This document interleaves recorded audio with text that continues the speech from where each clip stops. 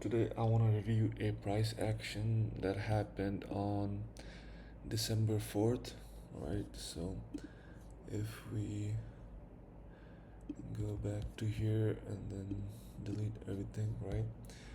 So right now we can see that we are kind of forming a bullish reversal profile, and if we can put a cursor to where 8 a.m. starts, right? 8 a.m. starts here. So I mean, I guess we do have this OTE right here, right? But it's not the best because price could still come and like run these lows right here and then like keep going lower, right? So we're not fully confident that it's a bullish reversal profile. All we know that it looks like one, so we'll be looking for some sort of OTE to go higher. And then 5 minutes later, price comes and sweeps. And if we look at how gold pound is doing, we can see that there was a shadow sweep right there. Pound made the failure swing, which is good. And moving on to the next 5 minute candle, we see that another low was formed. So I guess we could see that as a Ross, and the Ross does not take it out. So let's say I was confident that we were bullish, and I took a trade here and put my stop here, right? And then let's say I targeted these equal highs right here. That would have been a good risk to reward, right? And a little bit of drawdown and price expands. Oh, expands more. Right, 825, and we move our stop to break even. Ooh, stopped out. Alright, I guess that's what's happening. But we do see potential move, but we can't really get in. At this point, if I was really paying attention to both charts, I could have seen a shadow sweep of I guess we gotta go to 1 minute time frame. I guess there is a shadow sweep of was it the 830 low and the 852 low with the dollar, right? So 830 low and 852 low right here, and then I guess I could have taken a new position.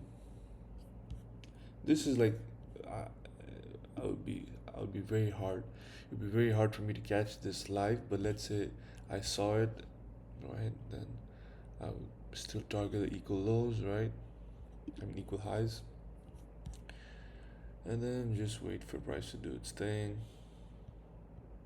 It goes in one big flush and take profit, right? That would be like the best case scenario, but it'd be hard to catch it live because I see all of these lows as well, so that kind of like skews what I'm. So and price could go sideways for a long time, so I could have closed the position earlier, right? So I wouldn't really feel good about this trade until when it actually starts to go, right? But let's say we somehow are not able to catch that, or we got stopped out at break even, right? Then we can we still know that there is like weakness in gold, right? Because if you look at silver, silver is much more bearish compared to gold, right? Gold is already uh, above the daily open, right? But we also know that pound is also weaker than the dollar, which is good for reversal profile, right? Like we, I mean, not reversal, sell off, I guess. And then if we were observing nicely, like we could see silver makes the high at 909 and then fails to make a high, right? Gold after 909 keeps making highs, so like it keeps running stops, but gold pound made a failure swing, right? After the failure swing, shadow sweep, we we see like interest to go lower, but then the dollar still kind of looks bullish, right? This is a displacement candle, expansion, retracement, right? It looks bullish, but then after this sweep right here on silver, we still haven't taken that high. On pound, we have this shadow sweep confirmed, and then a sweep, which is basically run on shadow sweep or Ross, right? And then we see strength downward, right? We see that this, not, I wouldn't say displacement cannon, but we see some momentum downward, and then a little bit of retracement, and boom, right? So let's say we get involved here. It's still a valid trade, right? Because of course I'm hoping for a sell-off day, and let's say I target 2R, right? Price sells off, boom, right? Say I missed that trade right there, I could have caught this sell-off trade, even though it's sell-offs are risky for me. It was still a good trade because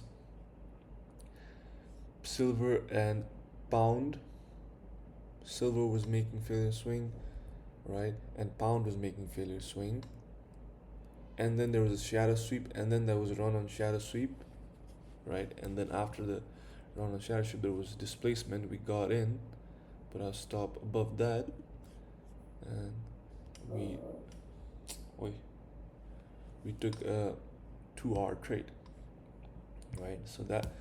So if I missed like the bullish trade of the day, so I just want to say this is still a valid trade, and it's still a very strong sell-off trade. It's um it's not completely a bearish reversal trade, because if we follow the price, it doesn't like continue lower, like it just keeps going higher, right? So the mistake would have been not closing the trade after getting 2R and aiming, like let's say had I been targeting these lows which looked nice, or these, right? Like if I was greedy and I was chasing that, then I would have gone stopped out, right? So that's the thing, right? You take what you can get and then you get up, right?